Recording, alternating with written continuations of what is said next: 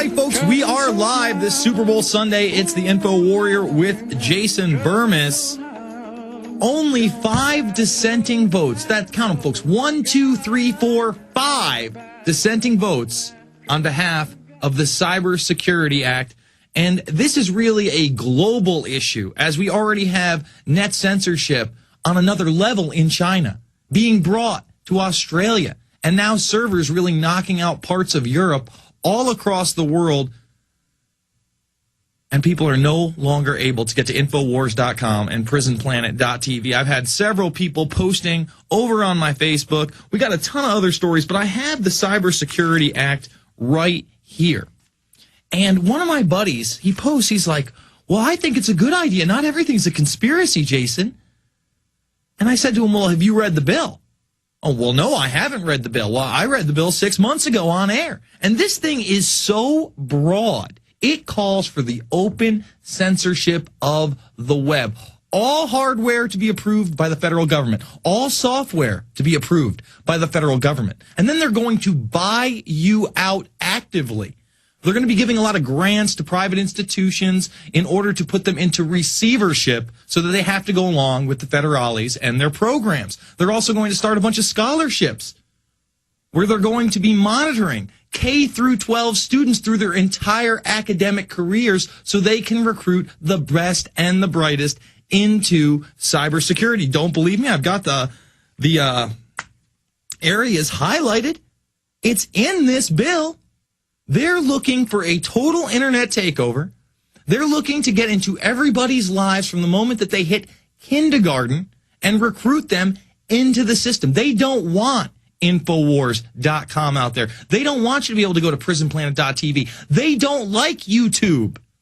Too much truth is told on YouTube. You know, Hal Sparks comes out for 9/11 Truth this week through wearechange.org, and he says, look, when the mainstream media sits there and picks on 9/11 truthers, they're using it as a talking point. The rest of America is up till 3 a.m. watching YouTube going, you know what?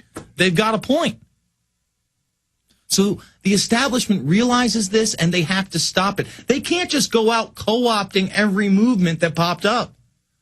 Right now, they're co-opting the Tea Party movement with their star Sarah Palin, but how long is that going to last? How long will the Glenn Beck front last?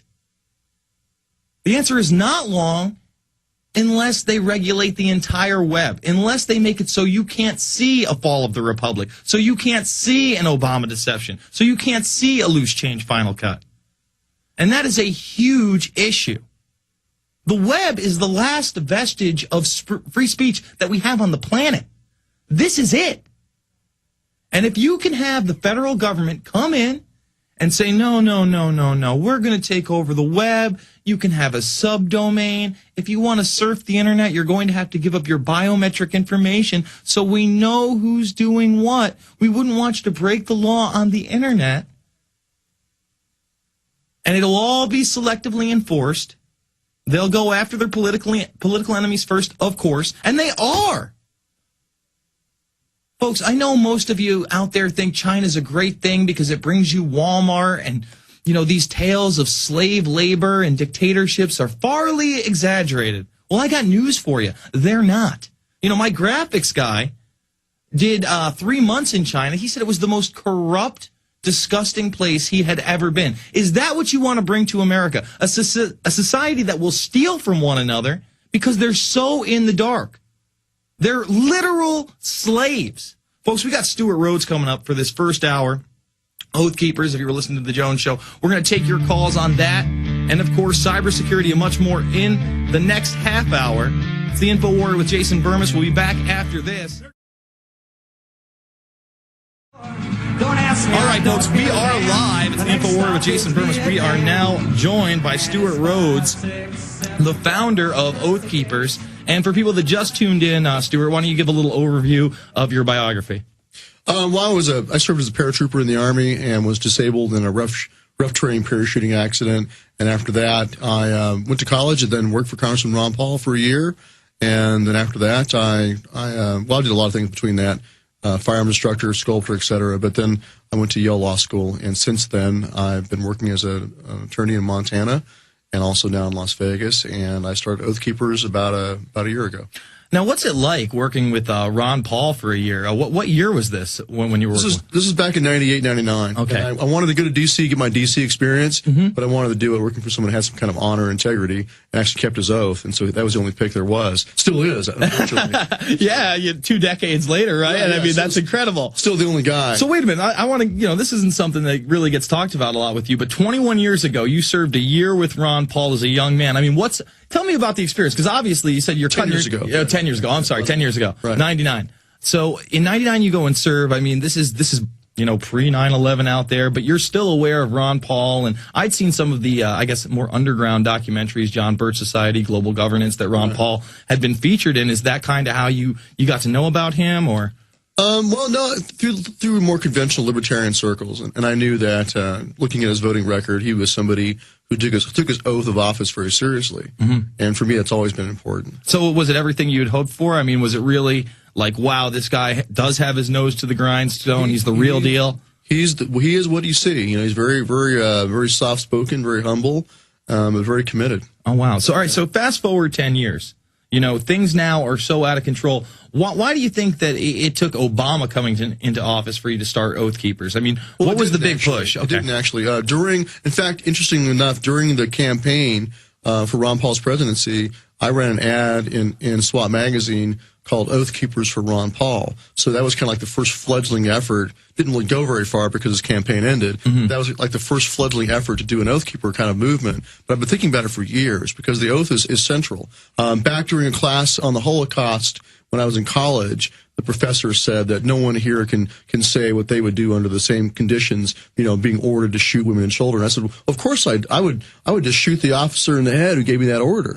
And other students in class were like, well, one guy said, I'd rather be a live coward than a dead hero. And I looked at him and was like, I can't believe what a craven coward this guy was. And so that got me thinking about the oath and about the importance of being willing not just to fight and die when you're fighting a foreign enemy, but also to have the same kind of courage when it comes to refusing orders that would be in violation of human rights. Absolutely. And essentially that's mind control when a professor says, you don't know what you do. And you're like, well, no, I do know what I do. And then the coward coming in and saying, no, I'd rather be alive. I mean, I don't know how you could live with that on your soul, killing innocent women and children. Right. And, it's so refreshing to see a movement that is about the Constitution and the Bill of Rights and maintaining those oaths to those two key documents, because I really do feel like the majority of Americans no longer feel that that's a requirement to join public office or to join the military. It's to take orders. Well, they believe the propaganda that we live in a democracy, which would be majority rule. So once you elect somebody, after that, they can do whatever they think is right, whatever they think is best. And if you don't like it, you just vote them out the next time around. And so it frees them up. And they say, well, I'll let the Supreme Court tell me whether what I'm doing is right or wrong. I'm going to do whatever I think is best for the population of Texas, for example.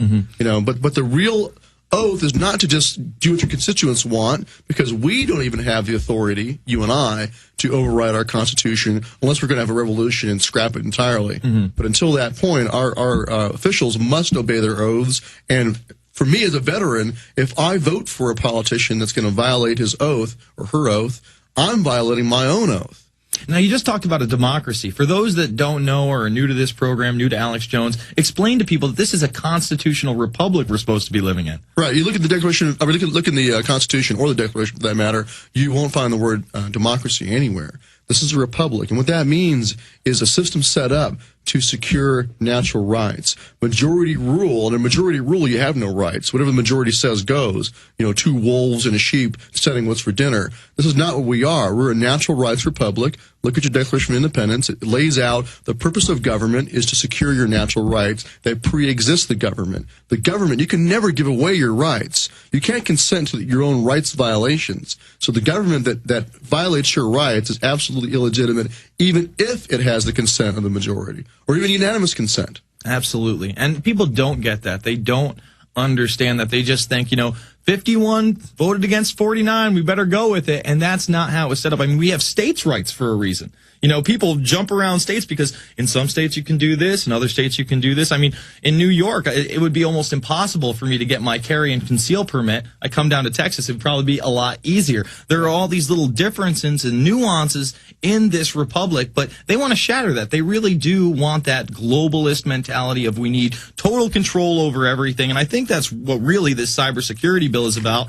I mean, I have this thing in front of me. You said earlier on the Alex Jones Show that you've had problems with the internet yourself, that people have not been able to get to your site several times. Well, I've heard that. I haven't confirmed it yet. Alex said he has confirmed it, but I've heard that on a few military bases. But like you said, a lot of sites are blocked, and that's to be expected somewhat on military bases. But the more frightening thing is where they're trying to take the same idea and expand it far beyond government websites. Well, you see it at universities all the time. I mean, I get people coming in and saying, look, I can't even get on INFOWARRIOR.com in my dorm room. It's a banned website. It's hate speech. And I'm just like, oh, my God. And, I was at my Facebook page today, and some people out in Europe recently, haven't been able to get on in 3 days. And all I can tell them is, well, maybe you have to change your internet service provider. I don't know how much more you're going to be able to do. Use a proxy.